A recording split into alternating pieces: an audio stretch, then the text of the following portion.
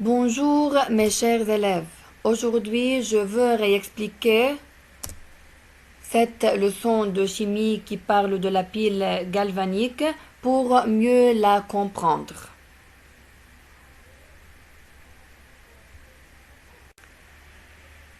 On a déjà dit que la pile galvanique est capable de transformer l'énergie chimique en énergie électrique. Elle est constituée de deux demi-piles reliées par une jonction électrique ou un pont salin. Alors, ici, c'est une réaction entre le métal zinc et une solution de sulfate cuivrique.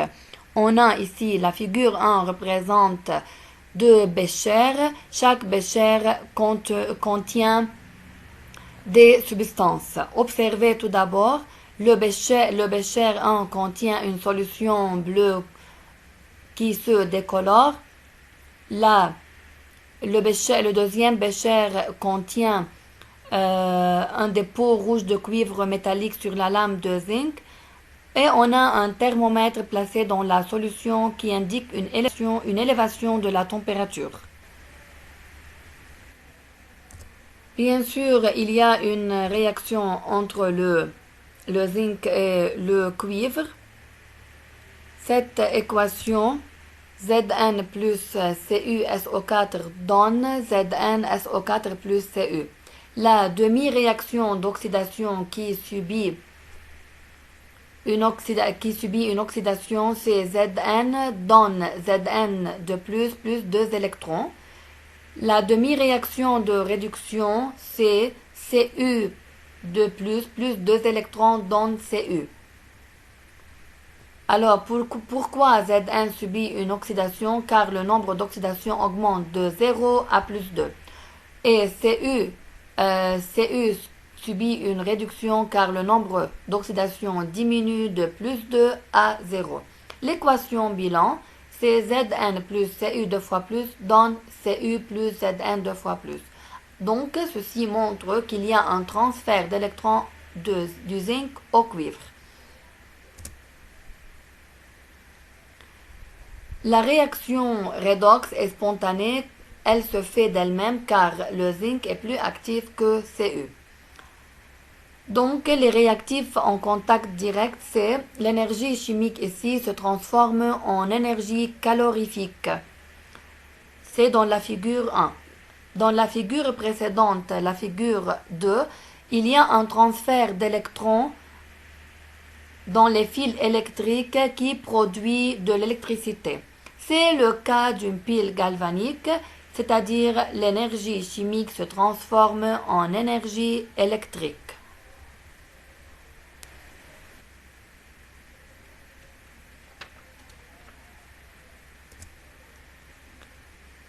Pile galvanique ou électrochimique.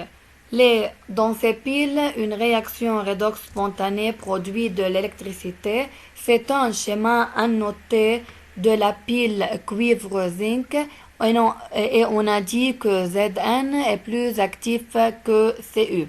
Comme vous voyez, on a ici deux béchers, on a une lame de zinc et une lame de Cu. On a une solution contenant des ions Cu 2 fois plus et une solution contenant des ions Zn 2 fois plus. On a un pont salin contenant une solution ionique NO3- et K+, des fils de connexion et des pinces crocodile et un voltmètre muni de deux électrodes, anode et cathode.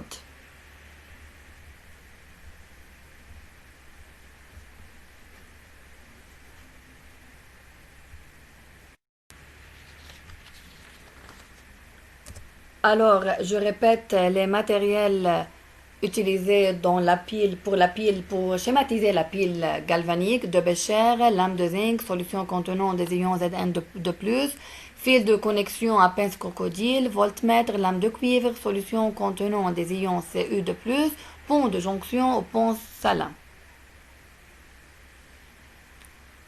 On doit décrire maintenant la procédure. On verse la solution contenant les ions Zn de plus dans un bécher et on y plonge la lame de zinc. On verse la solution contenant les ions Cu de plus dans un deuxième bécher et on y plonge la lame de cuivre. On relie les deux lames métalliques par des fils de connexion à pince crocodile et on place une lampe entre elles. On relie les deux solutions dans les deux béchers par un pont salin.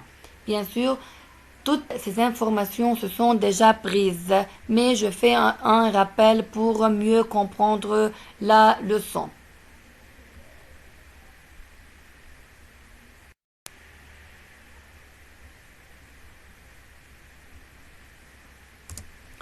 Maintenant, on doit annoter les observations. La lampe s'allume, montrant le passage d'un courant.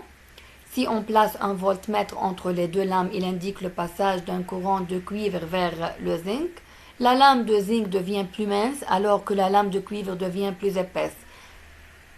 La solution contenant des ions Cu de plus devient plus claire. Bien sûr, vous devez bien observer le document ci-dessus. Alors, on doit faire une analyse pour les observations. Le sens des électrons est opposé à celui du courant, donc du zinc vers le cuivre. Le zinc subit une oxydation, c'est l'anode. Donc l'anode, c'est le pôle négatif, c'est le zinc est le métal le plus actif. Les atomes de zinc de la lame perdent des électrons puisque le zinc subit une oxydation, il doit perdre des électrons. Et ces atomes de zinc se transforment en ions Zn de plus qui passent en solution. Donc, la masse de la lame de zinc diminue alors que la concentration en ions Zn de plus augmente.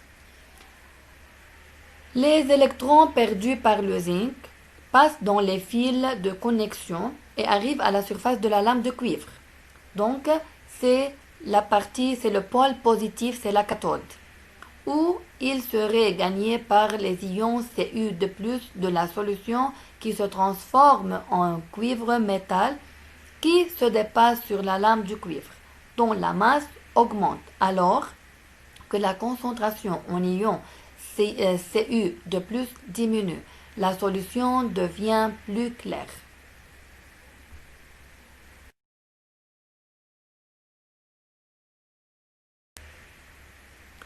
On doit maintenant écrire la représentation schématique ou symbolique de cette pile comme on écrit comme ça.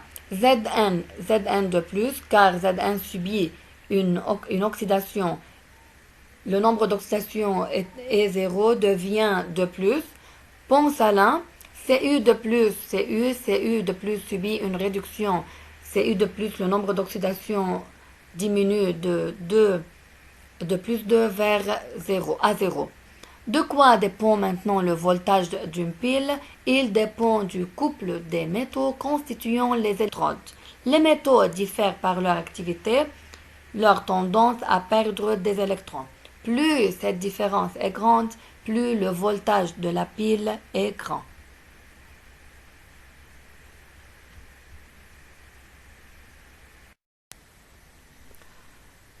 Donc, vous devez recopier le cours sur le cahier. J'ai déjà demandé cela. Et vous devez retenir bien les matériels utilisés pour construire la pile, décrire la procédure et bien lire les parties 3 et 4 qui parlent des observations et de l'analyse. Merci pour votre